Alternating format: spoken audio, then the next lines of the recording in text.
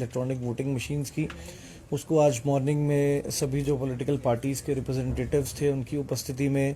किया गया। और इसके लिए ईएमएस सॉफ्टवेयर जो है भारतीय निर्वाचन आयोग द्वारा प्रिस्क्राइब्ड सॉफ्टवेयर है, उसके माध्यम से जो रैंडमाइजेशन है की गई। और जो हमारी ईवीएम की डिस्ट्रीब्यूशन है वो आज जो आसपास की जो असेंबली कॉन्स्टिट्यूंसीज हैं उनको कर दी जाएगी, और बाकी कॉन्स्टिट्यूंसीज को कल जितनी भी ईवीएम्स हैं वो पहुंचा दी जाएंगी। और इसमें फर्स्ट रैंडमाइजेशन के अंदर जितने भी हमारे पास स्टॉक अवेलेबल था बैलेट यूनिट का, कंट्रोल यूनिट का और वीवीपैट्स का, उनको रैंडमाइज्ड करके हमने जो असेंबली कॉन्स्टिट्यूंसीज हैं 15 जो निर्वाचन क्षेत्र हैं उनमें उनका जो विभाजन है वो किया है। और इसमें जो सारे इलेक्शन कमीशन ऑफ इंडिया के जितने भी प्रिस्क्राइब्ड पैरामीटर्स हैं, जितने भी प्रिस्क्राइब्ड गाइडलाइंस हैं, उनकी अनुपालना में ये जो प्रोसेस है उसको एकम्प्लिश किया गया है और सभी पॉलिटिकल पार्टीज इससे सेटिस्फाइड रहे हैं। इसके अतिरिक्त आज एक मीडिया वर्कशॉप का भी आयोजन किया गया जिसमें जो विभिन्न एस्पेक्ट हैं, एक जो मीडिया की जो एक बात रहती है, एक फेक न्यूज़ की बात रहती है, पेड न्यूज़ की बात रहती है, या प्री सर्टिफिकेशन जितनी भी पॉलिटिकल एडवर्टीजमेंट्स की हैं उनके बारे में जो बात रहती है, वो एक विस्तार में जो एक बहुत ही इंटरेक्टिव वर्कशॉप के माध्यम से सभी मीडिया कर्मियों के साथ किया गया। और उसमें काफ़ी ज्ञानवर्धन हमारा भी रहा, जो मीडिया के लोग हैं उनकी जो समस्याएं हैं उनका संज्ञान जो है वो जो ज़िला प्रशासन है वो भी लेगा, और साथ साथ जो उचित निर्देश हैं सभी रिटर्निंग ऑफिसर्स को उसके बारे में भी दिए जाएंगे। इसके अतिरिक्त आज एक माननीय इलेक्शन कमीशन ऑफ इंडिया के साथ एक वीडियो कॉन्फ्रेंस भी आयोजित की गई जिसमें बहुत से पहलुओं पर जो है वो चर्चा की गई। और मैं बताना चाहूँगा जो रेगुलेटरी एक्शन है वो ज़िला कांगड़ा में बहुत अच्छा जो इस समय चल रहा है। जो इंदौरा कॉन्स्टिट्यूंसी में छन्नी वैली एक इनफेमस जो प्लेस है वहाँ पे भी काफ़ी लाहन जो है वो जॉइंट एक्शन के अंदर डिस्ट्रॉय की गई। और इसके अतिरिक्त हमारी जो ई कैच एप्लीकेशन है उसके अंदर भी जो गतिविधियां हैं वो इलेक्शन कमीशन ऑफ इंडिया को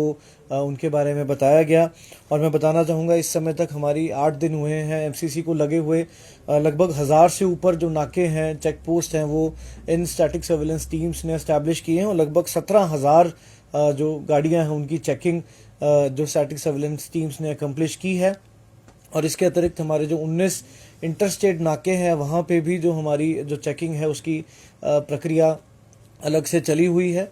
और मैं ये भी बताना चाहूँगा कि हमारे यहाँ इस समय तक 57 नॉमिनेशंस जो हैं वो पूरे ज़िले के अंदर हो गए हैं, और सूला विधानसभा क्षेत्र के अंदर सबसे ज़्यादा 6 नॉमिनेशंस हुए हैं। और इसके बाद फतेहपुर, देहरा और बैजनाथ जो कॉन्स्टिट्यूंसीज़ हैं वहाँ पे जो 5-5 निर्वाचन जो फॉर्म्स हैं वो कैंडिडेट्स ने भरे हैं। इसके अतिरिक्त हमारा जो एक ऑक्सिलरी पोलिंग स्टेशन की प्रस्तावना हमने माननीय कमीशन को भेजी है। जो हमारा बड़ा बंगाल का जो स्टेशन है उसमें 470 वोटर हैं कुल, और उसमें 370 वोटर जो हैं वो बीड के अंदर हम अपना जो मतदान करेंगे। और 100 वोटर्स के लिए हमने जो बड़ा बंगाल का गवर्नमेंट हाई स्कूल है वहाँ पे एक ऑक्सिलरी पोलिंग स्टेशन बनाने का जो प्रस्ताव है वो माननीय इलेक्शन कमीशन ऑफ इंडिया को भेजा है।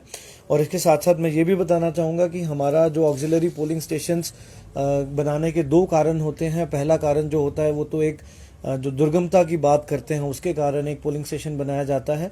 और दूसरा एक लार्ज नंबर ऑफ वोटर्स के कारण भी एक पोलिंग स्टेशन बनाया जाता है। तो मैं आप सभी को बताना चाहूँगा कि हमारा जो सिद्धपुर का पोलिंग स्टेशन है धर्मशाला कॉन्स्टिट्यूंसी के अंदर, वहाँ पे जो हमारा 10 तारीख को हमारा फाइनल इलेक्टोरल रोल पब्लिश हुआ उसमें 1494 वोटर दर्ज थे, परंतु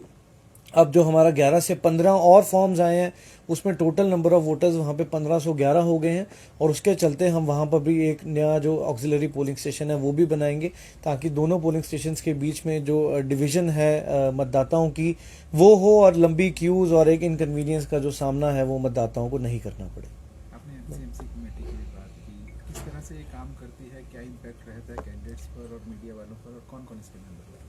देखिए, एमसीएमसी कमेटी का जो चेयरमैन है वो ज़िला स्तर पर जो डिस्ट्रिक्ट इलेक्शन ऑफिसर कम डीसी जो रहते हैं वो रहते हैं, और इसमें जो डीपीआरओ हैं वो मेंबर सेक्रेटरी इसके अंदर रहते हैं। साथ ही साथ हमने यहाँ पे जो एडीसी हैं हमारी इलेक्शन एक्सपेंडिचर मॉनिटरिंग की इंचार्ज, उनको भी इसके अंदर इन्वॉल्व किया, और हमारे जो अभी फर्स्ट पोस्टिंग पाए हैं असिस्टेंट कमिश्नर और डिप्टी कमिश्नर, उनको भी इसका इंचार्ज बनाया है। इसके अतिरिक्त इसके अंदर जो हमारे डिस्ट्रिक्ट इन्फॉर्मेटिक्स ऑफिसर हैं वो भी रहते हैं, प्रेस क्लब्स के प्रेसिडेंट हैं वो भी इनके मेंबर्स रहते हैं। और इसका प्राइमरीली जितनी भी यदि कोई पेड न्यूज़ डिटेक्ट होती है, कोई फेक न्यूज़ डिटेक्ट होती है, उसके ऊपर जो कार्रवाई है वो करना, और साथ में ये चेक करना कि यदि कोई जो मीडिया के अंदर न्यूज़ छपी है या एडवर्टीजमेंट छपी है, उसकी जो प्री सर्टिफिकेशन है वो एमसीएमसी की किसी भी स्तर पे उनसे ली गई है कि नहीं। तो ये 3 प्राइमरीली कार्य जो हैं वो एमसीएमसी के रहते हैं। और जैसे जैसे हमारे पास कंप्लेंट्स आ रही हैं, बहुत कम आ रही हैं एमसीएमसी के, यदि मैं कहूँ अभी तक एक ही कंप्लेंट हमारे पास पहुंची है, तो उसको जो उचित जो दिशा निर्देश हैं माननीय भारतीय निर्वाचन आयोग के, उनके अनुसार उनके ऊपर जो कार्रवाई है वो की जा रही है।